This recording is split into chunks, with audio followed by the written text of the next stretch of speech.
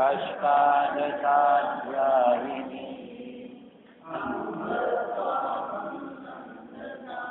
भगवद्गीते भवद्वेषिणीं यं ब्रह्मा वरुणेन्द्ररुद्रमरुतः स्तुन्वन्ति दिव्यैस्तवैः वेदैः साङ्गपदक्रमोपनिषदैः गायन्ति यं सामगाः ध्यानावस्थिततद्गतेन मनसा पश्यन्ति यं योगिनः यस्यान्तं न विदुःसुरासुरगणाः देवाय तस्मै नमः।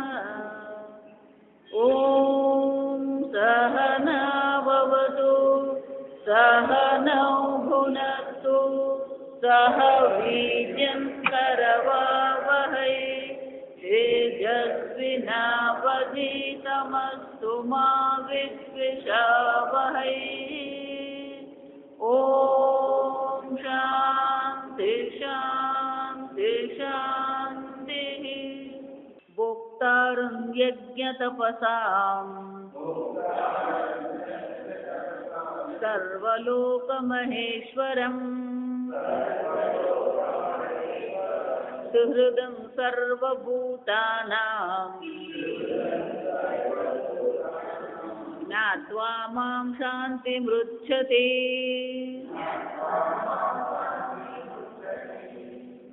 ભોક્તારમ યજ્ઞ તપસામ, યજ્ઞ અને તપશ્ચર્ય ગઈકાલે જોયું એમ. કર્તા રૂપેણ દેવતા રૂપેણ, કર્તા એટલે કે જીવ છે, દેવતા એટલે કે પરમાત્મા છે. એનો અર્થ શું થાય? ભોક્તારમ યજ્ઞ તપસામ એમ જ્યારે કહેવામાં આવે તો ભગવાન તે શું કરે? મામ જ્ઞાત્વા, મને તું યજ્ઞ અને તપશ્ચર્યાના ભોક્તા સ્વરૂપે જાણતું. તો એનો અર્થ શું થાય? જો આ વિચાર, હું જે હંમેશા કહું ને કે ચૈતન્ય એમ કહીએ એટલે હું જ છે, હું સિવાય અન્ય કોઈ ચૈતન્ય શક્ય જ નથી. ચૈતન્ય એક જ સ્થાન પર ઉપલબ્ધ છે ને કયું છે? હું. એ જ રીતે ભોક્તા પણ કોણ છે? હું જ છે. જો સમજ, ભોક્તા આ જગતમાં છે કોણ છે? હું ભોક્તા છું. સંપૂર્ણ જગત શું છે? ભોગ્ય છે. શરીર કહીએ કે ભોજન કહીએ કે દ્રશ્ય કહીએ, જગત કહીએ, આ બધી વસ્તુ શું છે? ભોગ્ય છે.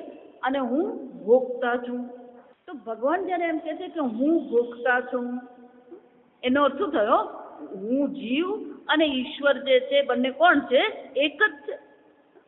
કર્તા સ્વરૂપે પણ ભગવાન જ છે, દેવતા સ્વરૂપે પણ ભગવાન છે, ભોગતા સ્વરૂપે પણ એ ભગવાન જ છે. આમ ભગવાન અહીંયા ઐક્યની ચર્ચા કરે છે. આ સમજો, બે છે જ નહીં, પણ કે ભગવાન એ બરાબર છે. તમે ભોગતા છો, તમે ને હું એક જ છે. તો ભોગ્ય જગત તો તમારાથી ભિન્ન છે ને. સર્વલોક મહેશ્વરમ, આ સંપૂર્ણ વિશ્વનું, આ સંપૂર્ણ વિશ્વ જે છે એનું શાસન કરનાર પણ હું જ છું. પણ કે ખરેખર ભગવાન તમે આ સંપૂર્ણ વિશ્વનું શાસન કેવી રીતે કરો છો? અહીંયા ચર્ચા નથી કરતી, પણ બૃહદ ઉપનિષદમાં ચર્ચા જોવા મળે. અંતર્યામી, આ પરમાત્મા કોણ છે? અંતર્યામી, સર્વના હૃદયમાં રહીને એ રમણ કરનારો છે પરમાત્મા. સર્વલોક મહેશ્વરમ, તો કે જગત પણ ભગવાનથી ભિન્ન છે નહીં. જો વિચાર, કર્તા પણ ભગવાન છે, ભોગતા પણ ભગવાન છે. જે દેવતાઓનો આપણે ઉપાસના કરીએ એ પણ ભગવાન જ છે. આ સંપૂર્ણ જગત પણ કોણ છે? ભગવાન જ છે. અને સર્વના હૃદયમાં જે સુહૃદ રૂપે અભિવ્યક્ત થઈ રહ્યો છે, જો આ સમજવાની, સુહૃદ છે ભગવાન એમ જ્યારે આપણે કહીએ તો એવું માનવાનું નહીં કે ભગવાન આમ સુહૃદ રૂપે આવશે. તમારા હૃદયમાં જે ભાવના છે, અન્યને મદદ કરવાની જે ભાવના છે, એ પણ કોણ છે? સુહૃદમ. જો એટલે તમે કેટલું ભોગવ્યું, તમે કેટલું મેળવ્યું, એના કરતાં તમે અન્યને કેટલું આપ્યું અને અન્યને કેટલા મદદરૂપ થયા એ જીવનમાં બહુ મહત્વનું. તો તમારા હૃદયમાં પણ શું છે? સુહૃદમ. તમે સુહૃદ છો કે નહીં?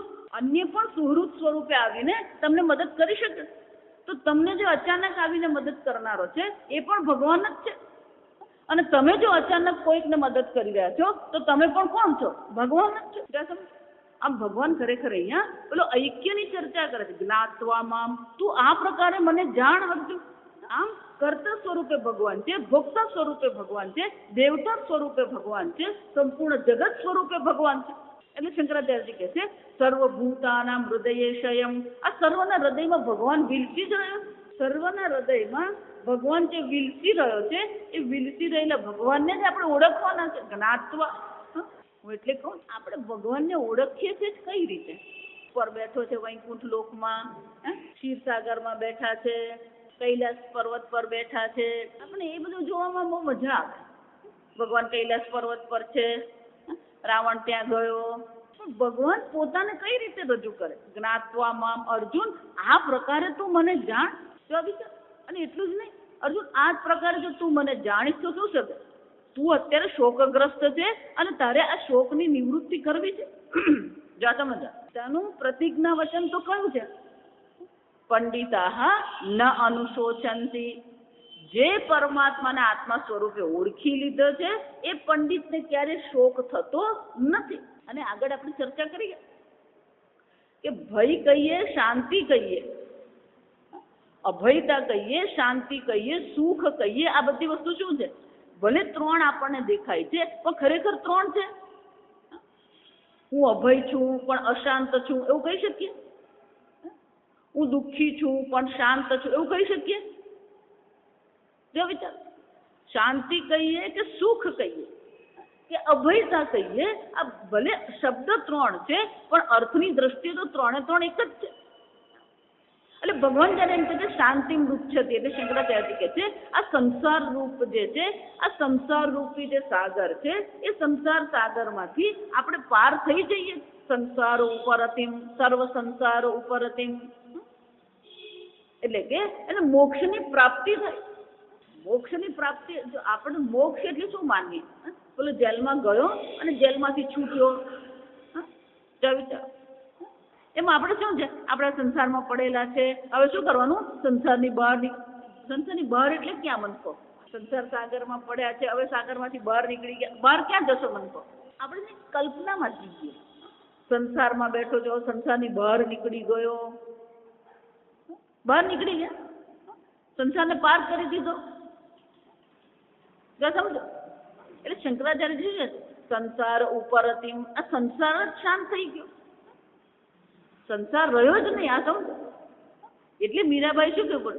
ભવસાગર સબ સુખ ગયા હે, ફિકર નહીં મોહે તરન કી. ભવસાગર છે જ નહીં, ઉપરતી એટલે કે એ છે જ નહીં. અસતઃ વાવહ ન વિદ્યા, જે નથી એને માટે આપણે શું કરી રહ્યા? આ સમજો, છે જ નહીં. પણ એ ક્યારે ખબર પડે? જ્ઞાત્વા મામ શાંતિ મૃચ્છતિ. જ્ઞાનથી જ મોક્ષ છે. તો અહીંયા પણ ભગવાન શું કહી રહ્યા છે? જ્ઞાનથી જ મોક્ષની પ્રાપ્તિ. અને કયા જ્ઞાનથી? આ પ્રકારથી ભગવાનને આપણે ઓળખીશું તો પછી મોક્ષની પ્રાપ્તિ. અન્ય કોઈ ઉપાય નથી. જો આ સમજવા, અન્ય કોઈ ઉપાયથી આપણને ભગવાનની પણ પ્રાપ્તિ થવાની નથી, મોક્ષની પણ પ્રાપ્તિ થવાની નથી. જે જેવું છે એવું આપણે ઓળખી લેવાનું. આ ગલગોટો છે તેને શું કરવાનું? ગલગોટા તરીકે ઓળખીએ આપણે. આ સફેદ પુષ્પ ચમેલી છે તો એને શું કરવું પડે? ધારો કે કહું ના આ ગુલાબ છે, ચાલે કે નહીં? ના હું સ્વામીજી કહું છું આ ગુલાબ છે. એમ ઈશ્વર પણ કોણ છે? સર્વલોક મહેશ્વરમ સુહૃદમ સર્વભૂતાનામ મામ જ્ઞાત્વા. આ પ્રકારથી મને ઓળખી લેવાનો. એનો અર્થ શું થયો? જો બીજી દ્રષ્ટિએ બધા શાસ્ત્રની દ્રષ્ટિએ આ જગત જે છે એને ત્રણ વિભાગમાં વહેંચવામાં આવ્યું. અધ્યાત્મ છે, અધિભૂત છે અને અધિદૈવ છે. આ આધ્યાત્મિક જગત છે, આ આધિભૌતિક જગત છે અને પેલું આધિદૈવિક જગત છે. તો ભગવાન જયારે એમ કે છે ભોક્તારમ યજ્ઞ તપસામ, આધિદૈવક જગત હું છું. કેમ? પેલો યજ્ઞ છે અને યજ્ઞના દેવતા છે. તો જ્યારે ભગવાન એમ કહી રહ્યા છે કે સર્વ યજ્ઞ અને તપશ્ચર્યાનો ભોગતા હું છું, તો એ કોણ થયા? આધિદૈવિક જગત થઈ ગયું. સર્વલોક મહેશ્વર એમ કહીએ, આધિભૌતિક જગત થઈ ગયું. સુહૃદમ સર્વભૂતાનામ, તે શું થઈ ગયું? આધ્યાત્મિક જગત થયું. જો તો આધ્યાત્મિક જગત પણ ઈશ્વર છે, આધિ ભૌતિક જગત પણ ઈશ્વર છે, અને આધિ દૈવિક જગત છે એ પણ કોણ છે? ઈશ્વર જ છે. ભેદ બુદ્ધિની કોઈ શક્યતા જ નથી. બ્રહ્માર્પણમ બ્રહ્મહવિ બ્રહ્માગ્નૌ બ્રહ્મણાહુતમ. બ્રહ્મની આહુતિ આપનાર પણ બ્રહ્મ જ છે, જેની આહુતિ આપી એ હવિ પણ કોણ છે? બ્રહ્મ જ છે. જે હાથ વડે આહુતિ આપવામાં આવી એ પણ બ્રહ્મ જ છે. જે દેવતાને આહુતિ આપવામાં આવી એ દેવતા પણ બ્રહ્મ જ છે. અને જે ફળ મળ્યું એ પણ શું છે? બ્રહ્મ. સર્વત્ર એક અદ્વિતીય ઈશ્વર માત્ર છે.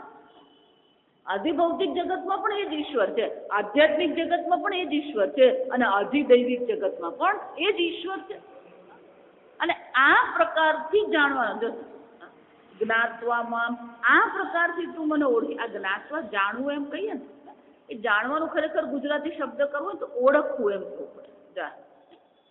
છે જ એને ફક્ત શું કરવાનું? ઓળખવાનો છે. અંગ્રેજીમાં એને રેકગ્નિશન કહેવાય. આપણે ભગવાનને કઈ રીતે ઓળખીએ છીએ? આપણે પોતાને કઈ રીતે ઓળખીએ છીએ? તમારી પોતાની ઓળખ કઈ? માતાજી મારો આધાર કાર્ડ છે. આ આધાર કાર્ડ આપણી ઓળખ છે. હવે તો માતાજી જ્યાં પણ જઈએ ત્યાં આધાર કાર્ડની જરૂર પડે. આધાર કાર્ડ આપણી ઓળખ છે. આધાર કાર્ડ આપણી ભારતના નાગરિક તરીકેની ઓળખ છે. તમે ભારતના નાગરિક છો એને માટેની કઈ ઓળખાણ છે? આ આધાર કાર્ડ છે. પણ તમે કોણ છો? આમ ઈશ્વરને આપણે આત્મ સ્વરૂપે ઓળખીએ. એક અદ્વિતીય. પેલી ઉપાધિ અનેક છે. આધિભૌતિક ઉપાધિ છે, આધિદૈવિક ઉપાધિ છે, આધ્યાત્મિક ઉપાધિ છે. પણ બધી ઉપાધિ જે છે એ ઉપાધિ તો અનિત્ય છે. પણ એ ઉપાધિમાં વિલસી રહેલું જે ચૈતન્ય છે એ ચૈતન્ય તો એક અદ્વિતીય ચૈતન્ય છે. આમ ઉપાધિ જે પણ છે એ ઉપાધિની જો નિવૃત્તિ કરવામાં આવે, જો આ સમજો સવારે અને સાંજે એક જ ચાલી રહ્યું છે, આપણને ભલે બધું હરખું ખબર પડે નહીં, પણ સવારે પણ આ જ ચર્ચા કે જીવ અને ઈશ્વર આપણે બે કહીએ છીએ, ખરેખર બે છે જ. એમ અહીંયા પણ આપણે ભગવાન કહી રહ્યા છે કે જીવ સ્વરૂપે પણ હું જ છું અને ઈશ્વર સ્વરૂપે પણ હું જ છું. ઉપાધિનો ભેદ છે અને ઉપાધિના ભેદનું જો નિરાકરણ કરવામાં આવે, ઉપાધિ ભેદને નિવૃત્ત કરવામાં આવે તો અધિષ્ઠાન સ્વરૂપ જે સત્યમ જ્ઞાનમ અનંતમ બ્રહ્મ છે એ તો એક અદ્વિતીય જ છે. એ તો નિર્વિશેષ છે. ચિદાનંદ સ્વરૂપ એક અદ્વિતીય બ્રહ્મ માત્ર છે. અને એ પરબ્રહ્મ સ્વરૂપે જ્યારે આપણે એને ઓળખી લઈએ, આજે સવારે શંકરાચાર્ય કહ્યું એમ કે શરૂઆત કરી ત્યારે શું કીધું? સત્યમ જ્ઞાનમ અનંતમ બ્રહ્મ અસ્તિ એ છે, પણ છેવટે શું થવું જોઈએ? સત્યમ જ્ઞાનમ અનંતમ બ્રહ્મ અસ્મિ એ હું છું. ઈશ્વર છે, અસ્તિ, ઈશ્વર હું છું. બધી શરૂઆત પેલી અસ્થિથી જ થાય. પુષ્પ પણ અસ્થિથી જ શરૂ થાય. અને પુષ્પ જે અસ્થિથી શરૂ થયું એ અસ્થિ તરીકે જ નાશ પામે છે. પણ ઈશ્વર જે છે એને જો અસ્થિ તરીકે આપણે ગણીશું તો ઈશ્વર પરોક્ષ થઈ ગયો. ઈશ્વર કોણ છે? પરોક્ષ છે. પરોક્ષ ઈશ્વર આપણને કોઈ કામનો નથી. એટલા માટે જ ભગવાને આવવું પડે, પ્રત્યક્ષ થવું પડે. શું કરવું પડે? વરદાન આપે ભગવાન. પરોક્ષ ઈશ્વરને આત્મ સ્વરૂપે, અપરોક્ષ આત્મા સ્વરૂપે એ ઈશ્વરને આપણે ઓળખી લઈએ. પરબ્રહ્મ સર્વદા મત. જો જ્ઞાત્વા એમ કહીએ ને તો જ્ઞાત્વાનો અર્થ શું કરવો પડે? જાણીને, ઓળખીને એમ કહીએ ને આપણે. તો ખરેખર શું કરવું પડે? પહેલા એને શ્રુત્વા એ ઈશ્વર વિશે શ્રવણ કરીએ, મત્વા એનું મનન કરીએ, અને પછી શું થાય? અપરોક્ષ આત્મા સ્વરૂપે આપણે એને ઓળખી લઈએ. આ ક્રમ છે. ઈશ્વર કોણ છે અને ઈશ્વર કેવા છે એ જાણવું હોય તો એને માટેનું પ્રમાણ તો છેવટે ભગવદ્ ગીતા કે ઉપનિષદ જ છે. અન્ય કોઈ જગ્યાએ જ્ઞાન આપણે મેળવી શકીએ એમ છે જ નહીં. ઈશ્વર શંકરાચાર્યજી કહ્યું એમ કર્માધ્યક્ષ, કર્મફલ અધ્યક્ષ. આમ ઈશ્વરને આપણે કઈ રીતે ઓળખીએ? ઈશ્વરને આપણે શરણ તરીકે ઓળખીએ તો એ ભક્તિ છે. શરણાગતિ ભાવ જો ઈશ્વર પ્રત્યે છે તો શું કહેવામાં આવે? એ ભક્તિ છે. પણ એ શરણાગતિ ભાવ જે છે એની સાથે સાથે પછી ઉમેરાવો જોઈએ સર્વ કર્મનો અધ્યક્ષ પણ ઈશ્વર છે, સર્વ કર્મ ફળદાતા પણ ઈશ્વર છે. આ ભક્તો છે ને આ બે સમજતા નથી એટલે ગડબડ કરતા. કર્માધ્યક્ષ પણ ઈશ્વર છે અને કર્મફળ દાતા પણ ઈશ્વર જ છે. એને કર્મયોગ કહેવામાં આવે. એને શું કહેવામાં આવે? કર્મયોગ કહેવામાં આવે. એટલા માટે આપણે કર્મયોગની વ્યાખ્યામાં શું કહીએ? કર્મ કરીએ ત્યારે ઈશ્વરાર્પણ બુદ્ધિ, અને કર્મ ફળ મળે ત્યારે શું કરવાનું છે? પ્રસાદ બુદ્ધિ. કેમ? તો જે કર્મ જ જે છે ઈશ્વર છે, એટલે ઈશ્વરને હું કર્મ અર્પણ કરું. કર્મ ફળ દાતા ઈશ્વર છે, અને એટલા માટે એને હું પ્રસાદ સ્વરૂપે સ્વીકારું. અને શું કહેવામાં આવે? કર્મયોગ કહેવામાં. આમ જ્યાં સુધી કર્મયોગ નથી, જ્યાં સુધી ભગવાનની શરણાગતિ નથી, ત્યાં સુધી ઈશ્વરનો અનુગ્રહ થતો નથી. અને ઈશ્વરનો અનુગ્રહ હશે તો પછી આપણને આ બ્રહ્મ જ્ઞાન થઈ શકે. ઈશ્વર અનુગ્રહાદેવ પુંસામ અદ્વૈત વાસના. જ્યાં સુધી ઈશ્વરનો અનુગ્રહ થતો નથી, ત્યાં સુધી આ એક અદ્વિતીય આત્મ તત્વને જાણવા માટેની ઈચ્છા થતી જ નથી. બધા ઈશ્વરને માની રહ્યા છે, બધા જ ઈશ્વરની પૂજા કરે છે, પણ ઈશ્વરને ઓળખે છે કઈ રીતે? દરેકના ભગવાન અલગ છે. દરેક પોતપોતાની રીતે ભગવાનને ઓળખી રહ્યો છે, અને પોતપોતાની રીતે ભગવાનની પૂજા પાઠ કરતો રહે. જો એટલે જ તો પેલો અયોધ્યા જઈએ ને, વૃંદાવન જઈએ ને, મથુરા જઈએ, પણ એના કરતા કુંભ મેળામાં જો જાઓ ને તો તમને બધા પ્રકારના જોવા મળી જાય. હવે આ નાસિકમાં છે, 17મી જૂનથી શું થશે? અધિક મહિનો બેસશે ને એટલે ત્યાં શરૂ થઈ જશે કુંભ મેળો. આ વખતનો કુંભ મેળો ક્યાં છે? નાસિકમાં છે. ત્યાં તમે જાઓ ને તો બધા પ્રકારના લોકો જોવા મળે આપણને. દરેક પોતાની રીતે ભગવાનને ઓળખી રહ્યા છે, અને એ જે ભગવાનને ઓળખે છે એ પ્રકારે ભગવાનની ભક્તિ કરતો રહે છે. અને ભગવાન પણ શું કરે છે? જે સ્વરૂપે એને ભજે છે એ પ્રકારે એને કર્મફળ ભગવાન આપતો રહે છે. પણ ભગવાન કહે છે, જો તને મોક્ષની પ્રાપ્તિ કરવી છે, તને શાંતિની પ્રાપ્તિ કરવી છે, તો તારે શું કરવું પડે? આ પ્રકારે જ મને ઓળખવો પડે. તું આ પ્રકારે મને ઓળખી કરજો તો અવશ્ય તને શું થશે? શાંતિ મૃચ્છતિ, શાંતિની પ્રાપ્તિ, એટલે કે આ સંસારમાંથી સંપૂર્ણપણે મોક્ષની પ્રાપ્તિ તને અવશ્ય થાય. એટલે આગળ કઈ કે ભગવાન મુનિ મોક્ષ પરાયણ. આ સાધક કોણ છે? મોક્ષ પરાયણ. મોક્ષ જ જેને માટે એકમાત્ર ગતિ છે. અયન એટલે ગતિ. ઉત્તરાયણ, ઉત્તરાયણનો અર્થ શું થાય? સૂર્યનારાયણ શું કરે છે? ઉત્તર તરફ ગતિ કરી રહ્યા છે. દક્ષિણ અયનમ, દક્ષિણ અયન એટલે શું થાય? સૂર્યનારાયણ દક્ષિણ તરફ ગતિ કરી રહ્યા છે. એ જ રીતે શું છે? મોક્ષ પરાયણ. તો એના જીવનની ગતિ, એના જીવનનું લક્ષ્ય કયું છે? મોક્ષ માત્ર છે. અને સંબંધ કહેવામાં આવે. જ્ઞાત્વામાં મૃચ્છતિનો અર્થ શું થાય? શાંતિ મૃચ્છતિ, એટલે કે જ્ઞાન અને મોક્ષનો સીધો સંબંધ છે. બ્રહ્મ જ્ઞાનથી ઈશ્વરને આ પ્રકારે ઓળખવાથી જ મોક્ષની પ્રાપ્તિ શક્ય છે. ના પણ હું મારી રીતે કરું તો જો આ ભક્તિમાં એક બીજી સમસ્યા. ભક્તિ છે શ્રેષ્ઠ, આ સમજ. પણ ભક્તિમાં દરેકની પોતાની ભાવના છે. દરેકની શું હોવાની? પોતાની ભાવના છે. દરેકના ઘરમાં પેલો લાલો હોય, પણ દરેક પોતાની ભાવના પ્રમાણે શું કરવાનું? અલગ અલગ પૂજા કરવાની. આમ ભાવનામાં અનેકતા હોઈ શકે, ભક્તિમાં અનેકતા હોઈ શકે, પણ જ્ઞાનમાં અનેકતા હોઈ શકે. ધારો કે કોઈ એમ કે નહીં ને, પણ હું તો ભગવાન આવી રીતે જ ઓળખું છું. ભક્તિ કહીએ, કર્મયોગ કહીએ, સંસાર કહીએ, આ બધું ભાવનાથી ચાલી રહ્યું છે. અને દરેકની ભાવના અલગ જ હોવાની. દરેકની ભાવના અલગ હોય એમ નહીં. આપણે જ્યારે 20-25 વર્ષના હતા ત્યારે આપણી જેવી ભાવના હતી, અને અત્યારે આપણી જેવી ભાવના છે પણ શું છે? 25 વર્ષ જ નહીં, 5 દિવસ પહેલા પણ આપણી જે ભાવના હતી અને અત્યારે જે ભાવના છે એ પણ શું થવાની? અલગ જ રહેવાની. ભાવના અલગ જ હોવાની. એની એ ભાવના રહેવાની નથી. આપણું ધારેલું છે અત્યારે ભગવાન પર વર્તી પડીએ, અને નહીં થયું તો શું કરવાનું? એટલે ભગવાન પ્રત્યેની જે ભાવના છે એ કેવી છે? પરિવર્તનશીલ, બદલાતી રહે છે. પણ ઈશ્વર જે છે એ બદલાય. જ્ઞાનમાં કોઈ પ્રકારે પરિવર્તન શક્ય નથી. આ પીળો ગલગોટો છે એમ કહેવામાં આવે તો પછી એમાં કોઈ પરિવર્તન છે? તમારા માટે પીળો ગલગોટો છે, મારા માટે લાલ ગલગોટો છે, ત્રીજા માટે સફેદ છે, એવું છે? જ્ઞાન વસ્તુતંત્ર હોય. જ્ઞાન શું છે? વસ્તુતંત્ર. એટલે જેવી વસ્તુ હોય એવી જ એને ઓળખવાની.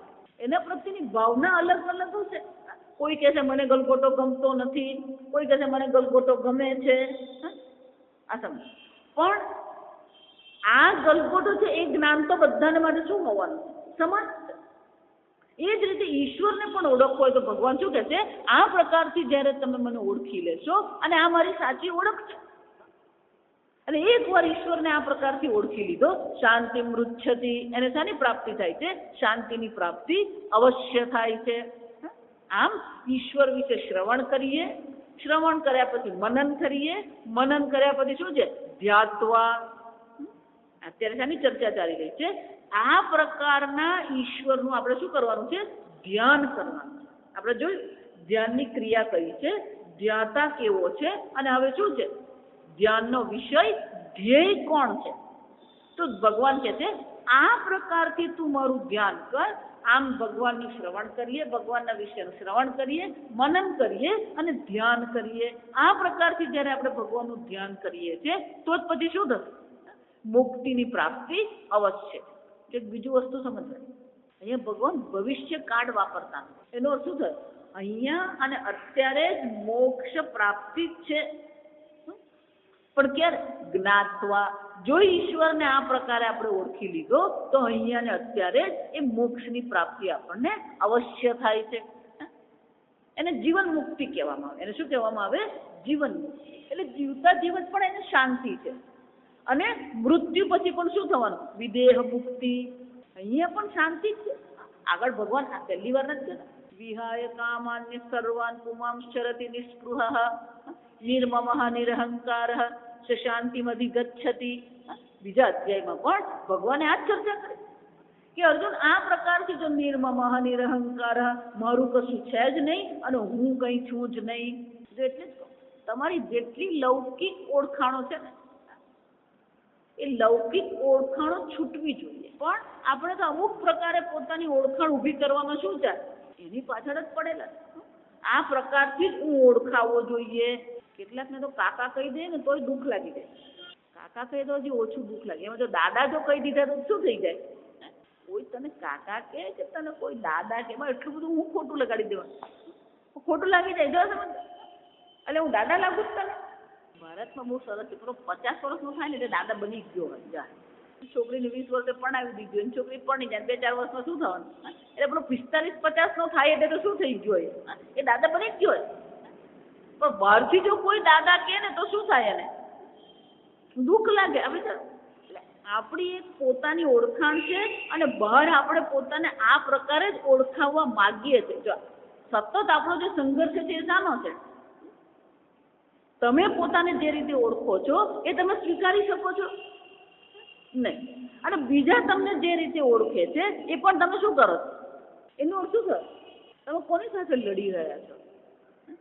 પોતાની જાત સાથે લડી. અને જ્યારે જાત સાથે લડાઈ ચાલતી હોય ત્યારે પછી શાંતિની આપણે ચર્ચા કરીએ ને એ શું લાગે આપણને?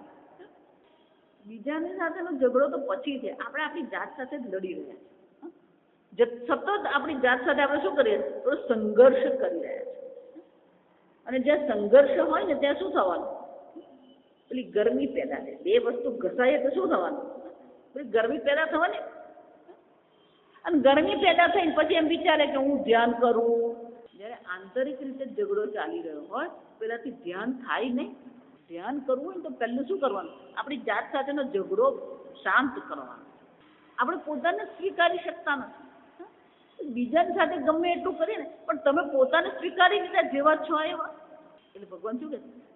તું તને જે રીતે ઓળખે છે એને બદલે હવે હું તને કહું છું કે તું તને આ રીતે ઓળખી લે તો એ ઓળખ તારી કેવી છે? સ્વીકાર્ય છે. ભોક્તારમ યજ્ઞતપસામ સર્વલોક મહેશ્વરમ સુહૃદમ સર્વભૂતાનામ જ્ઞાત્વા મામ મૃચ્છતિ શાંતિ મૃચ્છતિ. ભગવાન કહે છે જો ખરેખર સ્વીકારવા યોગ્ય હોય તો આ જ છે.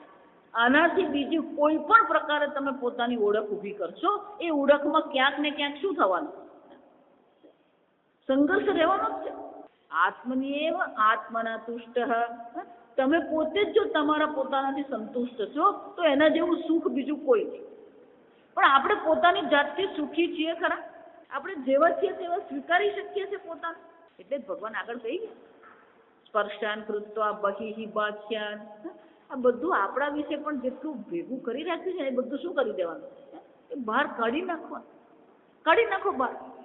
ગઈકાલે કહ્યું ને પેલું ખાલી કરીએ ને તો પછી કંઈક ભરાય.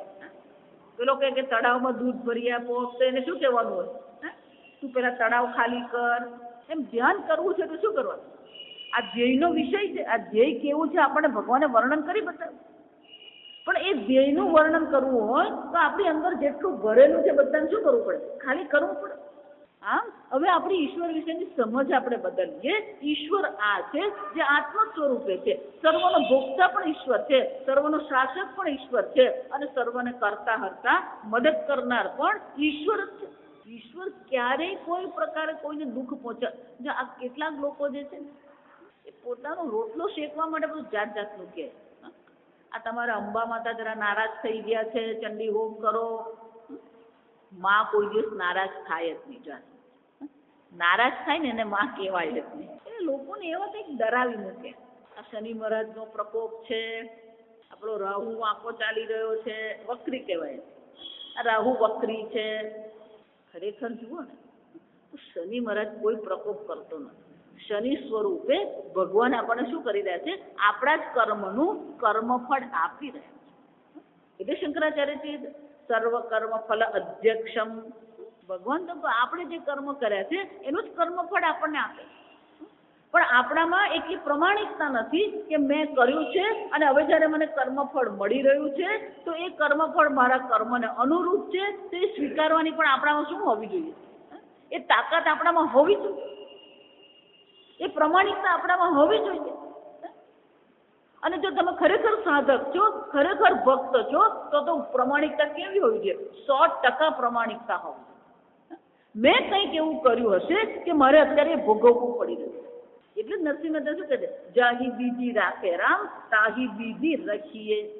કોઈ પણ જો આ હકીકત તમને, તમે કરોડના મહેલમાં બેસો કે સામાન્ય ઝૂંપડીપટ્ટીમાં બેસો, તમારું હૃદય જો પ્રસન્ન છે ને તો બહારની કોઈ પણ પરિસ્થિતિ તમારા માટે કોઈ મહત્વની છે જ નહીં. આપણે બધું આ બહારનું ઠીક કરવામાંથી ઊંચા જ નથી આવતા.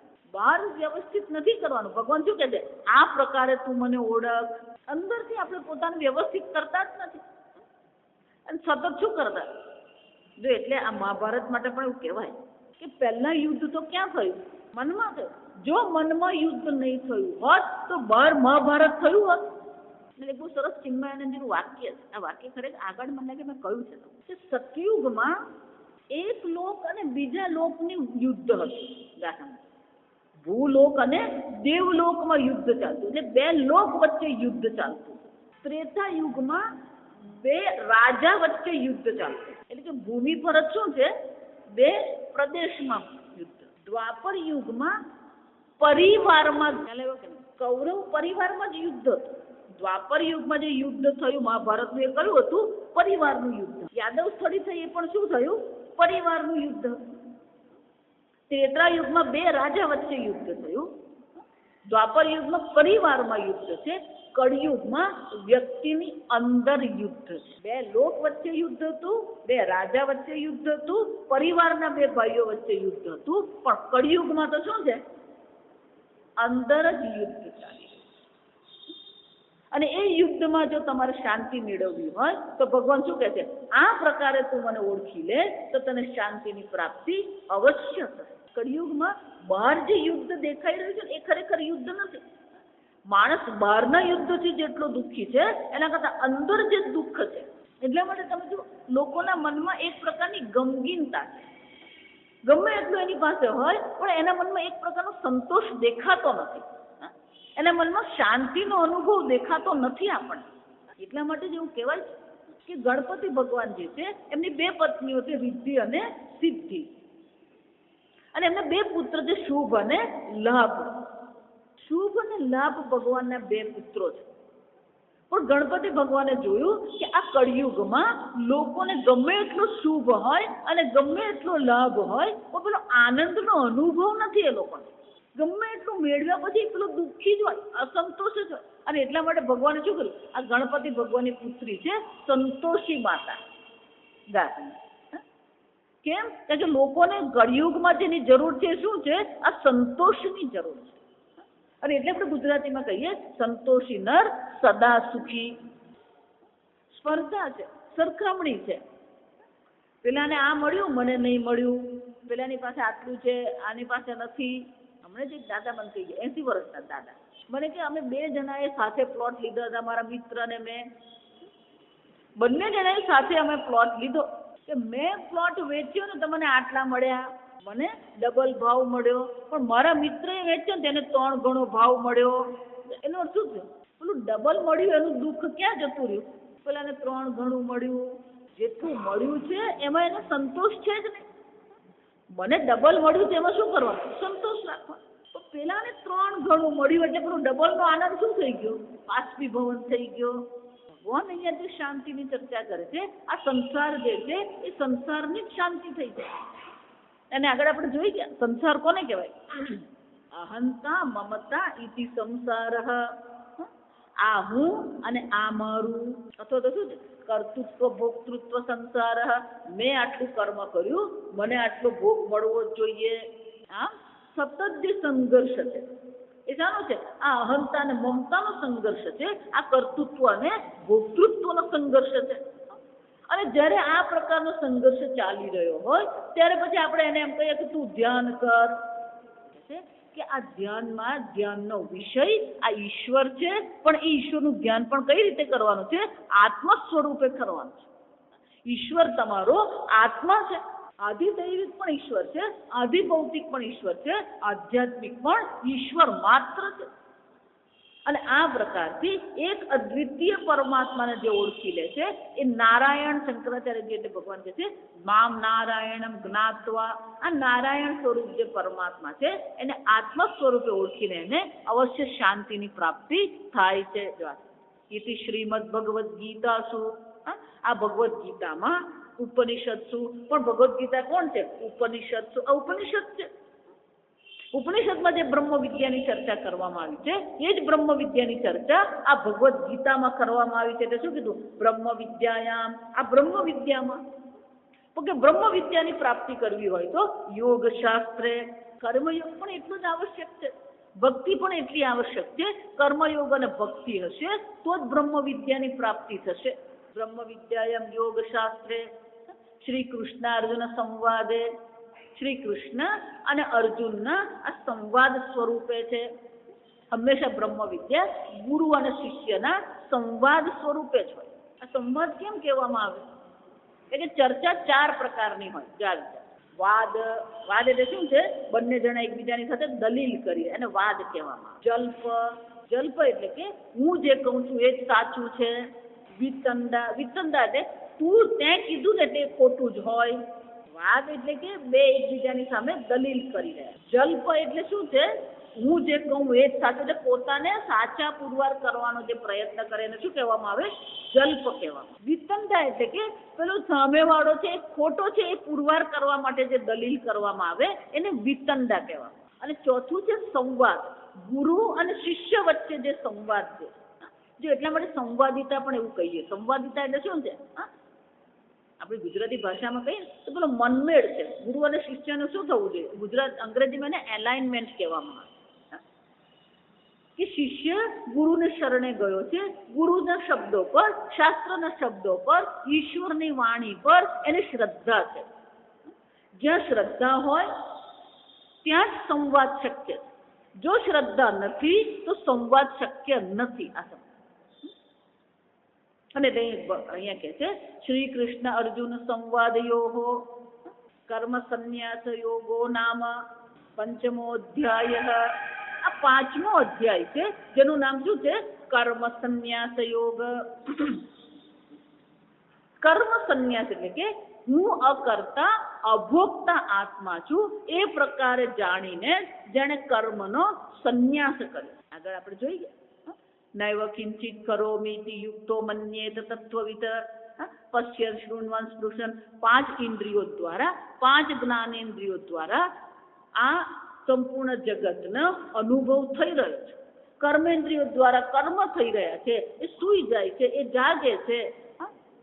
પણ આ સર્વ જે ક્રિયાઓ થઈ રહી છે એ સર્વ ક્રિયાઓમાં એ શું કહે છે? નૈવ કિંચિત કરોમિ, હું કોઈ કર્મ કરતો નથી. આ પ્રકારથી આત્માને જેને અકર્તા અભોગતા ઓળખી લીધા છે એ અકર્તા અભોગતા આત્મા સ્વરૂપે જે ઓળખે છે એને શું કહેવાય? કર્મ સંન્યાસી. ઘણી વાર આ 5મા અધ્યાયને સંન્યાસ યોગો નામ એવું પણ કહેવામાં આવે. બહાર લાઈટ છે પણ અહીંયા લાઈટ નથી, રસ્તા પર છે લાઈટ. આ દિવસ અડી આપો ને તો પેલું આવે અહીં મૂકી રાખવાનું, અહીંયા મૂકી રાખવાનું. આમ ક્યારેક આ અધ્યાયને સંન્યાસ યોગ પણ કહેવામાં આવે, ક્યારેક આ અધ્યાયનું નામ શું છે? કર્મ સંન્યાસ. પણ મુખ્ય વિષય અહીંયા કયો છે? સંન્યાસ આ અધ્યાયનો મુખ્ય વિષય છે. પણ એ સંન્યાસની પ્રાપ્તિ કરવી હોય, સંન્યાસ આપણે જો આ અધ્યાયનો સાર જોઈ લઈએ. આપણે અર્જુનના મનમાં પ્રશ્ન થયો, સંન્યાસમ કર્મણામ કૃષ્ણ પુનર્યોગમ ચ સંસસી. ભગવાન તમે આ સંન્યાસની પણ વાત કરો છો, તમે આ કર્મની પણ વાત કરો છો, ક્યારેક તમે સંન્યાસની પ્રશંસા કરો છો, ક્યારેક તમે કર્મની પ્રશંસા કરો છો. પણ ભગવાન આ બેમાંથી એક કયું છે? કેમ? કારણ કે અર્જુનને પેલી ઈચ્છા સંન્યાસ માટેની હતી, એને યુદ્ધ કરવું નતું. એટલે એ છટકબારી શોધતો હતો કે ભગવાન કહી દે કે સંન્યાસ છે તો પછી શું કરવાનું? ચાલો ભગવાન રથ વાળી લો, આપણે જઈએ કુરુક્ષેત્રની બહાર. એ રથ જોઈને બેઠો હતો. પણ ભગવાન શું કીધું કે અર્જુન સંન્યાસ કહીએ કે કર્મયોગ કહીએ, બંને શું છે? એક જ છે. કેમ? કારણ કે કર્મયોગ દ્વારા સંન્યાસ છે જો, અને કર્મયોગ પણ સંન્યાસ જ છે. કેમ? કર્મ ઈશ્વરને અર્પણ કરીએ, કર્મફળ પ્રસાદ સ્વરૂપે સ્વીકારીએ તો એ પણ જોઈએ તો શું થઈ ગયું? સંન્યાસ તો થઈ જ ગયો. એકમ સાંખ્યમ છે યોગમ છે યહ પશ્યતિ સ પશ્યતિ. અને ભગવાન કહે છે જે કર્મયોગ અને સંન્યાસ બંનેને જે એક સમજે છે, એક જ સાધન તરીકે જુએ છે, ખરેખર યહ પશ્યતિ સ પશ્યતિ. આગળ આપણે ચર્ચા કરી હતી કે અહીંયા જ્યારે ભગવાન અર્જુન જ્યારે સંન્યાસ અને કર્મયોગની જ્યારે ચર્ચા કરે છે તો અહીંયા જે સંન્યાસ જે છે એ સંન્યાસ કયો છે? બે પ્રકારના સંન્યાસ છે. એક વિદ્વત સંન્યાસ છે અને એક વિવિદિશા સંન્યાસ છે. જ્ઞાન થયા પછી ગુરુજી સંન્યાસ દીક્ષા આપે તો એને વિદ્વત સંન્યાસ કહેવાય. ગુરુજી પાસે ગયો, શાસ્ત્ર અધ્યયન કર્યું અને ગુરુજીને એમ થયું કે એને જ્ઞાન થઈ ગયું, ગુરુજી એને શું કરે? સંન્યાસ દીક્ષા આપે. તો એને શું કહેવામાં આવે? વિદ્વત સંન્યાસ. અને વિદ્વત સંન્યાસ જે છે એ તો કેવો છે? એને તો અહીંયા ચર્ચામાં લાવવાની જરૂર જ નથી કે જેને બ્રહ્મ જ્ઞાન થઈ ગયું છે એને પછી પ્રશ્ન થાય નહીં કે હું સંન્યાસ ગ્રહણ કરું કે કર્મયોગ કરું. એકવાર જેને બ્રહ્મ જ્ઞાન થઈ ગયું પછી એ કર્મ સંન્યાસી જે છે એટલે કે એને પોતાને સર્વ કર્મ સંન્યાસી એ બની ગયો, પછી એને કોઈ ચર્ચાનો પ્રશ્ન નથી. એનો અર્થ શું થયો? અર્જુન જે કર્મયોગ અને સંન્યાસની ચર્ચા કરે છે એ સંન્યાસ કયો છે? વિવિદિશા સંન્યાસ. એટલે કે બ્રહ્મ જ્ઞાન પ્રાપ્ત કરવાની ઈચ્છાથી એ સંન્યાસ ગ્રહણ કરે. કેમ? કે જો બ્રહ્મ જ્ઞાન પ્રાપ્ત કરવું હોય તો સંન્યાસ જ્યારે ગ્રહણ કરવામાં આવે તો એ સંન્યાસમાં શું થશે? અન્ય સર્વ સંન્યાસ, વિવિદિશા સંન્યાસ એટલે કે અન્ય સર્વ સામાજિક, લૌકિક કે પારિવારિક કર્તવ્યમાંથી એને શું કરવામાં આવે? મુક્ત કરવામાં આવે. પારિવારિક જવાબદારી હોય કે સામાજિક હોય કે પછી કોઈ પણ પ્રકાર લૌકિક કોઈ પણ કર્તવ્ય હોય, આ સર્વ કર્તવ્યથી જ્યારે એને મુક્ત કરી દેવામાં આવે તો જ પછી એ શું કરી શકે? પોતાનું જીવન આ બ્રહ્મ જ્ઞાન માટે સમર્પિત કરી શકે. સમજ? તો વિવિદિશા એટલે અર્જુન જે ચર્ચા કરી રહ્યો છે એ ચર્ચા કઈ છે? ક્યાં તો વિવિદિશા સંન્યાસ છે અથવા તો કર્મયોગ છે. વિદ્વત સંન્યાસની તો અહીંયા કોઈ ચર્ચા છે જ નહીં. અને એટલે ભગવાન કહે છે કે કર્મયોગ તું કહેતો હોય કે વિવિદિશા સંન્યાસ જો તું કહેતો હોય તો અર્જુન જો તારું મન તૈયાર નથી તો શું થશે? જ્ઞેયસ્તુ નિત્ય સંન્યાસી યો ન દ્વેષ્ટિ ન કાંક્ષતિ સંન્યાસસ્તુ મહાબાહો દુઃખમ આપતુમ અયોગતઃ. અર્જુન જો તારું મન સંન્યાસ એટલે કે આ બધાથી છૂટવા માટેનું, મુક્ત થવા માટે તૈયાર નથી અને જો તું આવેશમાં આવીને છોડી દેશે તો એ જ સંન્યાસ તારા માટે શું બનવાનો? દુઃખનું કારણ બને. અને ખરેખર અર્જુન કપડાં પહેરવાથી કે સંન્યાસ દીક્ષા ગ્રહણ કરવાથી સંન્યાસ મળતો નથી. ખરો સંન્યાસ તો કયો છે? જ્ઞેયસ્તુ નિત્ય સંન્યાસી યો ન દ્વેષ્ટિ ન કાંક્ષતિ. જેના મનમાં કોઈ દ્વેષ ભાવ નથી, જેના મનમાં આકાંક્ષા એટલે કે રાગ ભાવ નથી.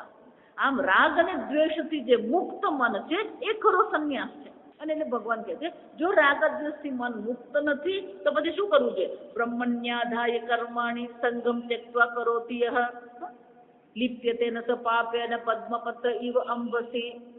અર્જુન, તું જો કર્મયોગ કરતો રહેશે, ઈશ્વરને કર્મ અર્પણ કરતો રહેશે, તો તું આ જગતમાં રહેવા છતાં પણ જેવી રીતે પાણીમાં રહેવા છતાં પણ કમળનું પત્ર ભીંજાતું નથી, એ જ રીતે આ સંસારમાં રહેવા છતાં પણ તું લેપાયમાન થઈશ નહીં. જેને બ્રહ્મ જ્ઞાન પ્રાપ્ત કરવું છે તો એણે શું કરવું છે? યોગિનઃ કર્મ કુર્વંતિ સંગમ ત્યક્તો આત્મશુદ્ધયે. એ કર્મ કરે છે કારણ કે આત્મશુદ્ધિ માટેનો ઉપાય તો શું છે? કર્મયોગ જ છે. કર્મયોગ વિના આ અંતઃકરણની શુદ્ધિ થઈ શકે એમ. એટલે ભગવાન શું કહે? કાયેન મનસા બુદ્ધ્યા કેવલે ઇન્દ્રિયૈરપી. કાયાથી, મનથી, બુદ્ધિથી, ઇન્દ્રિયથી એ જેટલા પણ કર્મ કરે છે એ કર્મ પ્રત્યે ઈશ્વરાર્પણ બુદ્ધિ એ રાખે છે અને ઈશ્વરાર્પણ બુદ્ધિથી એ કર્મ કરી રહ્યો છે. અને એ જો ઈશ્વરાર્પણ બુદ્ધિથી કર્મ કરી રહ્યો છે તેનું પ્રયોજન શું છે? આત્મશુદ્ધ એ અંતઃકરણ શુદ્ધિ માટે એ કર્મ કરી રહ્યો છે. આમ અર્જુન, કર્મનો ત્યાગ કરવાથી બ્રહ્મ જ્ઞાન લાગે નહીં, કારણ કે જો અંતઃકરણ શુદ્ધ નહીં હોય તો બ્રહ્મ જ્ઞાન થવું અશક્ય. આમ આપણે જ્યાં છે, જે અવસ્થામાં છે એ જ અવસ્થાને આપણે હવે શું કરી દઈએ? યોગ ભાવનાથી જીવન જીવીએ. જો એટલે કહું, કર્મયોગ કરવાનો નથી, કર્તવ્યનું પાલન કરવાનું છે, કર્મયોગ કરવાનો. કર્મયોગ ભાવના છે. કર્મ પાછળની તમારી ભાવના કેવી છે? કર્મફળ પાછળની તમારી ભાવના કેવી છે? જો કર્મને ઈશ્વરાર્પણ બુદ્ધિથી તમે કરી રહ્યા છો, કર્મફળ જે મળી રહ્યું છે એને પ્રસાદ બુદ્ધિથી સ્વીકારી રહ્યા છો, તો એ તમારું શું થઈ જશે? કર્મયોગ છે. પણ આપણે ત્યાં મુશ્કેલી ક્યાં છે? પેલો આશ્રમમાં જઈને રહી આવે તો શું કહેવાય? કર્મયોગ કર્યો, સેવા કરી. પણ ઘરમાં મા બાપને આપણે કરીએ તો શું કહેવાય? વેઠ ઉતારી. આશ્રમમાં જઈને જ કર્મયોગ નહીં થાય. તમે જ્યાં છો ત્યાં જ રહીને તમારી ભાવના બદલો. ઈશ્વરે મને આપ્યું છે અને ઈશ્વર જો મને આપી રહ્યો હોય અને એ ઈશ્વર જો સર્વજ્ઞ સર્વશક્તિ છે તો ઈશ્વર મને જે આપી રહ્યો છે એમાં કોઈ ખોડ ખામી હોઈ શકે નહીં. જો આમ ભગવાન કહે છે કે આત્મશુદ્ધિ માટે કર્મયોગ અવશ્ય કરવો જોઈએ. આત્મશુદ્ધિ થશે તો શું થવાનું? નૈવ કિંચિત કરોમિતિ યુક્તો મન્યેત તત્વવિત. એકવાર જેને કર્મયોગથી અંતઃકરણ શુદ્ધ કરી લીધું એને અવશ્ય આ બ્રહ્મ જ્ઞાનની પ્રાપ્તિ થાય છે. અને બ્રહ્મ જ્ઞાનની જ્યારે એને પ્રાપ્તિ થાય છે ત્યારે એની સમજ આ આવી જાય છે, હું કોઈ કર્મ કરતો નથી. આમ પેલો અજ્ઞાની હંમેશા શું કહેતો? હું કરું. અને પેલો જ્ઞાની કોણ છે? કર્મ કરવા છતાં પણ એ શું કહી રહ્યો છે? હું કોઈ કર્મ કરતો નથી. આમ ભગવાન બહુ સુંદર રીતે આપણને 5મા અધ્યાયમાં સમજાવે છે કે સંન્યાસ એટલે કે કર્મયોગ વિના સંન્યાસ શક્ય નથી.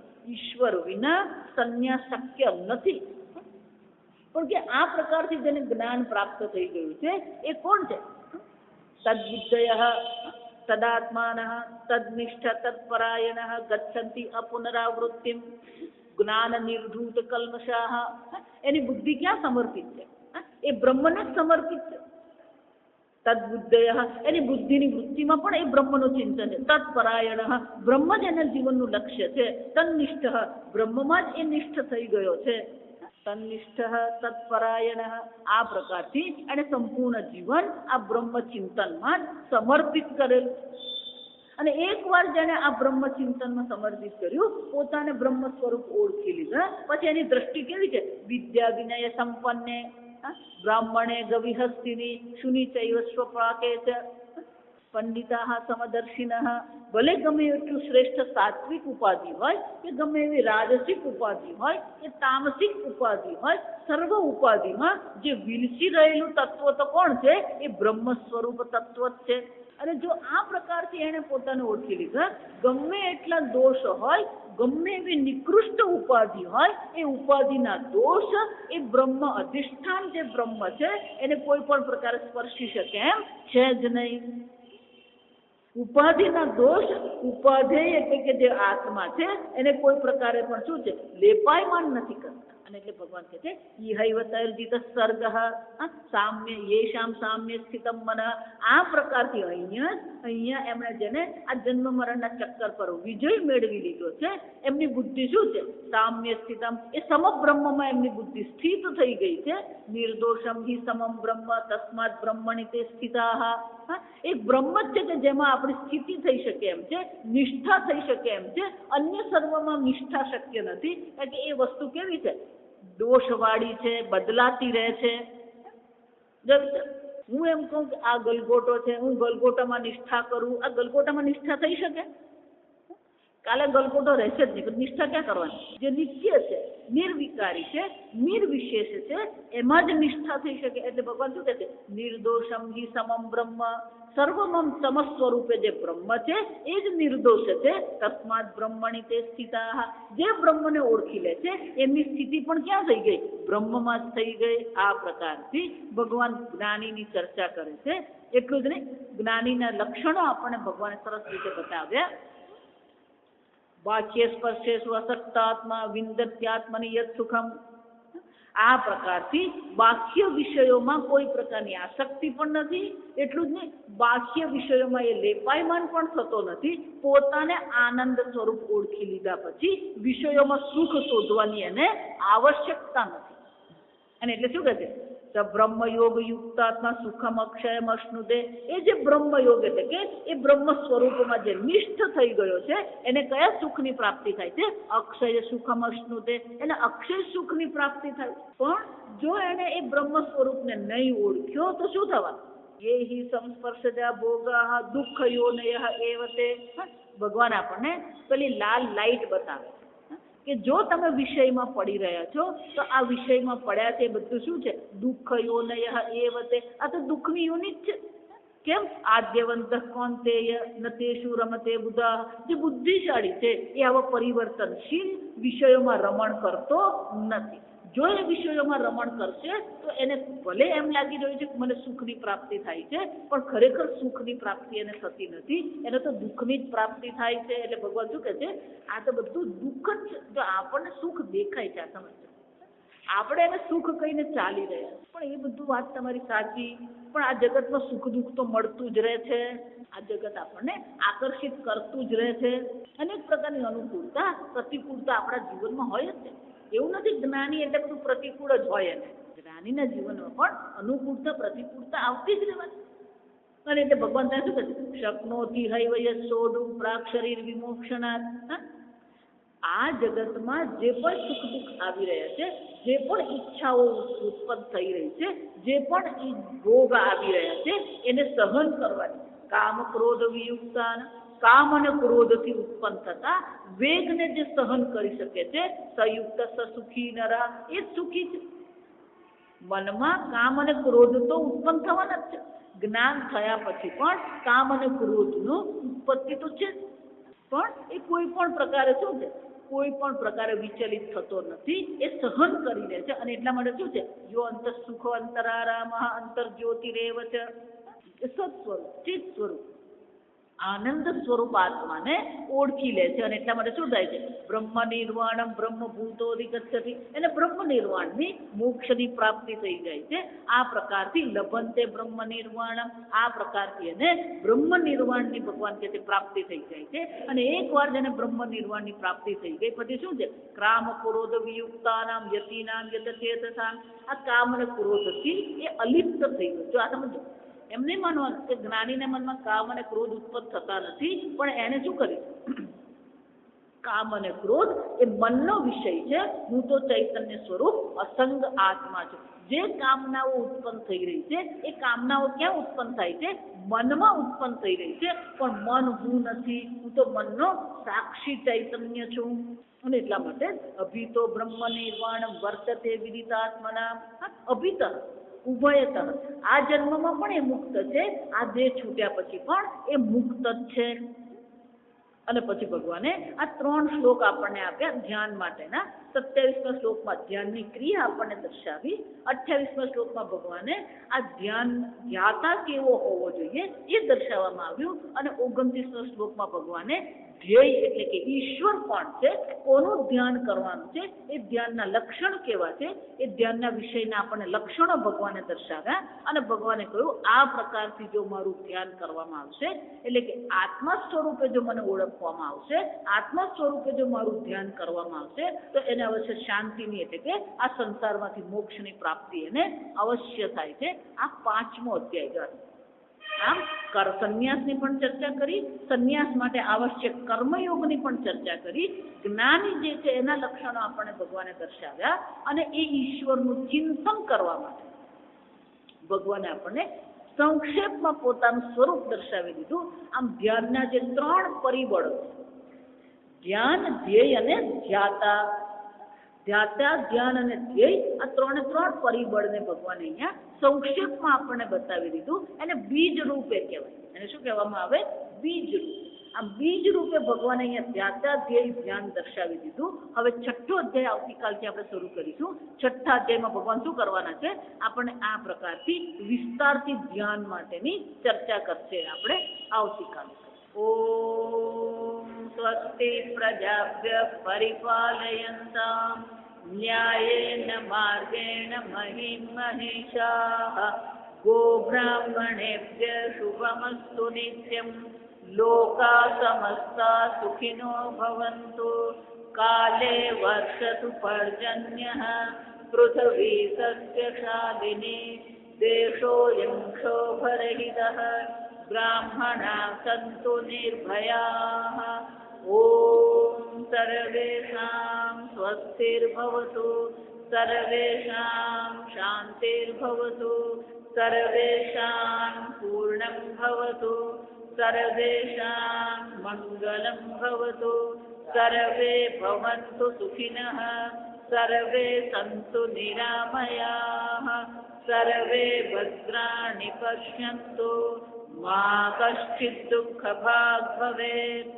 असतो मा सद्गमय तमसो मा ज्योतिर्गमय मृत्योर्मा अमृतङ्गमय ॐ पूर्णमदः पूर्णमिदं पूर्णात् पूर्णमुदच्यते पूर्णस्य पूर्णमादाय पूर्णमेवावशिष्यते ॐ शान्ति शान्ति शान्तिः हरिः ॐ श्री गुरुभ्यो नमः हरि